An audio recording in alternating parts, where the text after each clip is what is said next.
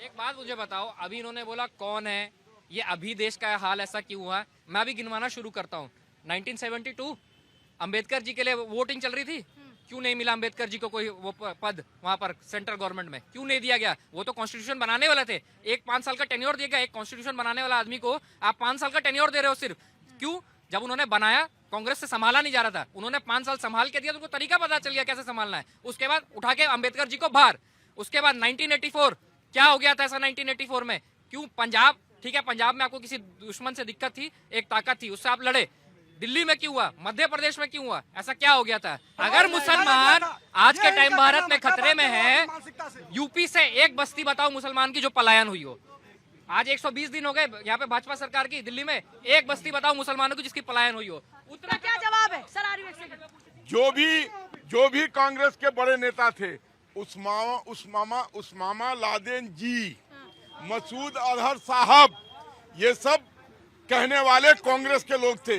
आज भी उनको माथे पर बिठा के वोट बैंक की राजनीति कर रहे हैं। हमने जितनी जन कल्याणकारी कार्य किए हैं, उस सारे जन कल्याणकारी का सारा लाभ मुसलमानों को ही मिला है। सही माने में सबका साथ सबका विकास लेके हम चल रहे हैं। नमस्कार, आप देख रहे हैं जनता की आवाज।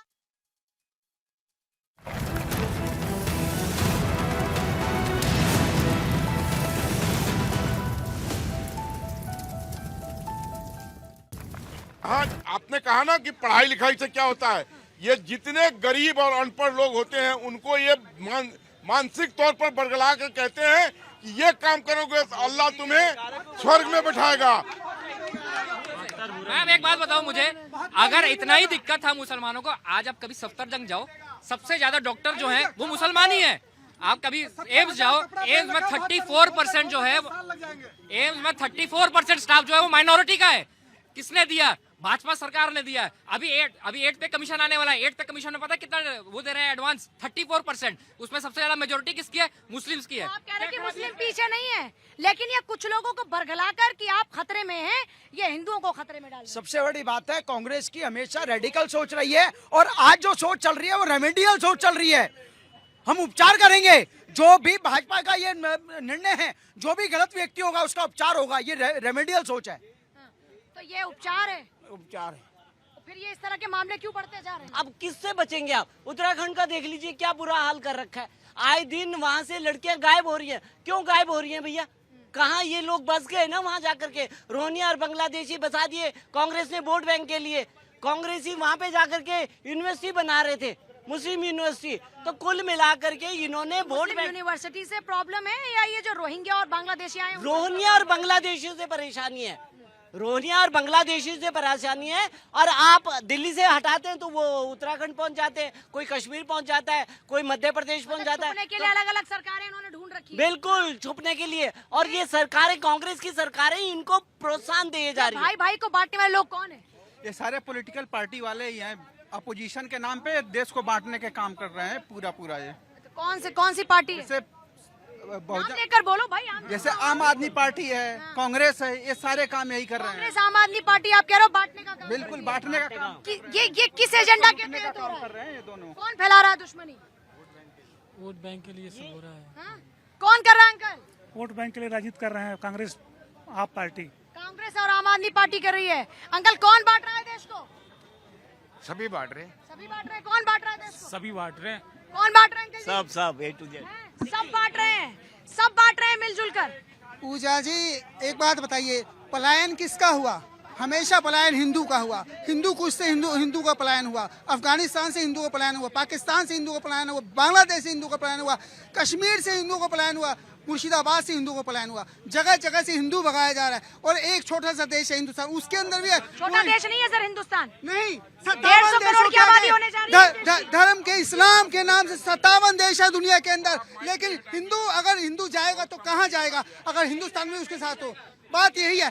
सवाल यही है, अगर मोदी जी या योगी सरकार काम करती है धर्म को संस्कृति के लिए, तो उसके ऊपर भी विपक्ष को तकलीफ होती है। मुझे लगता है बहुसंख्यक लोगों को खतरा ज्यादा है, अल्पसंख्यकों को सिर्फ खतरा दिखाया जा रहा है। भागता कौन है दंगों के बाद? हमेशा सिर्फ हिंदू परिवार करते हैं पलायन। क्या जवाब है?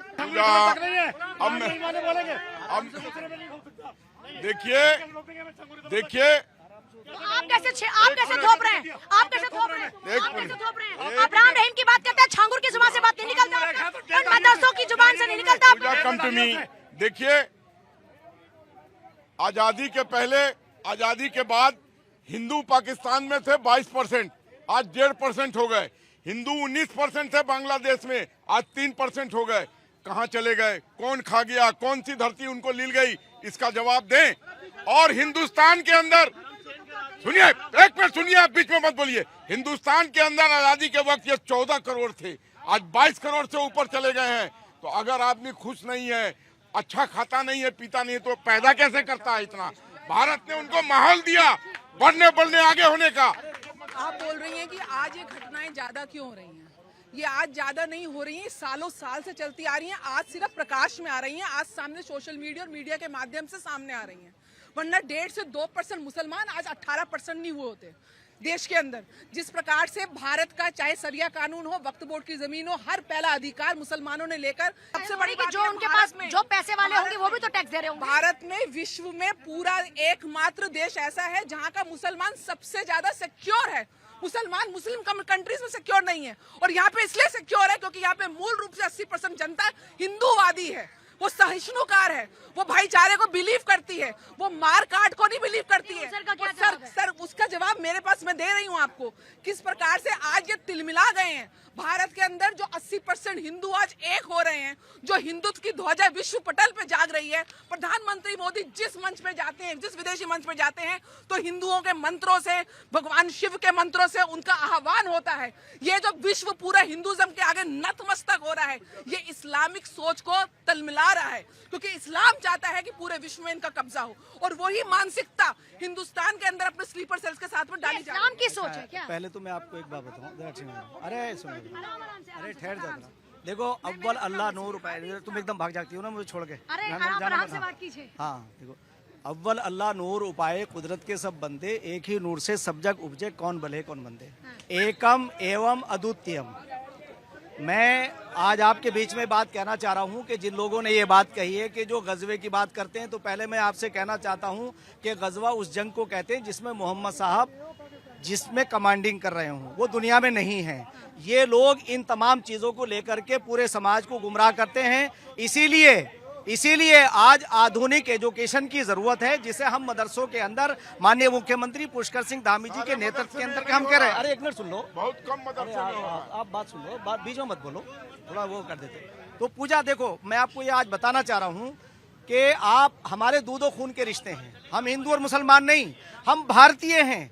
और भारत में पैदा होने वाला हर व्यक्ति जब तक भारतीयता उसके अंदर नहीं आएगी, उस वक्त तक दुनिया से हम शोषण का खात्मा नहीं कर सकते। और मैं एक बात ये कहना चाहता हूं, जो लोग ये कहते हैं, मैं फिर कहना चाह रहा हूं कि कांग्रेस ने अपने जमाने में मुसलमानों के तथाकथित जो मीडिएटर थे, उन्होंने मेन स्ट्रीम से इसलिए काटा था कि ताकि ये वोट बैंक बने रहें। मैं फिर कहना चाहता हूं हिंदू और मुसलमानों से, अपने सारे भाइयों से कहना चाहता हूं कि ये गुमराह करके, आपसे भी कहना चाहता हूं, उनसे भी कहना चाहता हूं, इनसे भी कहना चाहता हूं कि मैं आज ये कह रहा हूं आपके बीच में, और उठा के देख लीजिएगा कि जो गजवे की बात करते हैं, वो एक ऐसी अफरा तफरी पैदा करना चाहते हैं कि ताकि यहां हिंदू और मुसलमान आपस में लड़ें। भारत से अच्छा देश मुसलमानों के लिए पूरी दुनिया में कोई नहीं है। और आज मैं आपसे बता दूं, और हिंदू से अच्छा पड़ोसी, एक मिनट, और मैं एक बात और कहना चाहता हूं आपके बीच में पूजा, आज का आपके चैनल के जरिए से पहली बार ये बात जाएगी कि जो लोग ये बात कहते हैं हम 1200 साल तक गुलाम थे, क्यों थे? इसीलिए थे कि हम इन तमाम छोटे छोटे झगड़ों में पड़े हुए थे। आज जरूरत है हर भारतीय की, जैसे हमारे प्रधानमंत्री ने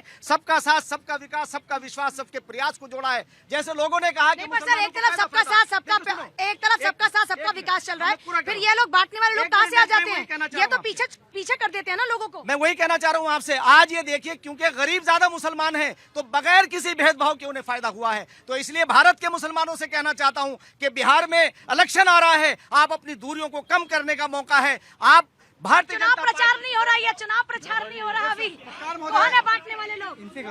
आपके मुंह में जुबान नहीं है क्या? कौन है बांटने वाले लोग? कट्टरपंथी हैं, बड़े बड़े जो मौलवी बैठे हैं ना, ये उनको जागरूक जो है ना, जो उनको जागरूक नहीं करते। आपको पता है कि आमिर खान का नाम जो जूस वेंडर था गाजियाबाद में, 5 किलो का कंटेनर लेके रखता था यूरिन का, और वो जो भी आता था जूस में उसमें पिलाता था। और ये साबित हो चुका, पुलिस ने रिकवर किया। सर ये बताओ, ये कहाँ से आ रही है ऐसी सोच? क्या एक भी मुसलमान ने उसका विरोध किया आज तक? हाँ? इधर भी है मेरे भाई कुछ। थूक वाली सोच कहाँ से आती है भैया? ये थूक वाली सोच, थूक लगा के खिलाने, सब सोच कहाँ से आती है? ये बड़ी पुरानी मानसिकता है, ये को आज से शुरू नहीं हुई है। मैं आपको बात बताऊं, अपने घर की बात बताता हूं। मैं आज से 15 साल पहले मैंने अपने मकान का काम लगाया, ठीक है ना जी।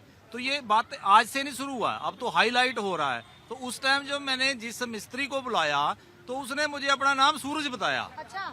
ठीक है ना जी, मेरे अपने घर की बात है ये। और मैंने मार्बल का काम कराया। अब हुआ क्या कि शुक्रवार को सभी चले जाते थे छुट्टी हो। तो मैंने बोला भी आप क्यों करते हो ऐसे? मेरे जी हमारा तो वहाँ जाना होता है हमारे को। पता कैसे लगा आपको कि सूरज नहीं है वो? तो तभी पता लगा ना, जब उस हर शुक्रवार को छुट्टी करता था वो। अच्छा। तो उसके बाद मैंने बोला कि आप कहाँ जाएंगे जी? हमने उनकी मस्जिद में जाना। ये कितने साल पुरानी बात है? ये 15-16 साल 15-16 साल पुरानी बात। ये कह रहे 15-16 साल पुरानी बात है जब सूरज बनकर आया था कोई और। देखिए पूजा जी, मेरे दाहिने और बाएं दोनों तरफ मुसलमान भाई हैं। मैं आप सुरक्षित महसूस करते हैं? नहीं, मैं बिल्कुल सुरक्षित हूँ। मैं तो सिर्फ यही कहूंगा कि एक बार मेरे साथ बोल दे वंदे मातरम। कौन बोल दे वंदे मातरम? वंदे मातरम बोलिए, वंदे मातरम बोलिए, वंदे मातरम बोलिए, वंदे मातरम बोलिए, वंदे मातरम बोलिए। वंदे मातरम नहीं बोलेंगे। भारत माता की जय और भारत माता की और हिंदुस्तान जिंदाबाद, हिंदुस्तान जिंदाबाद। एक मिनट, अब आप सुनिए।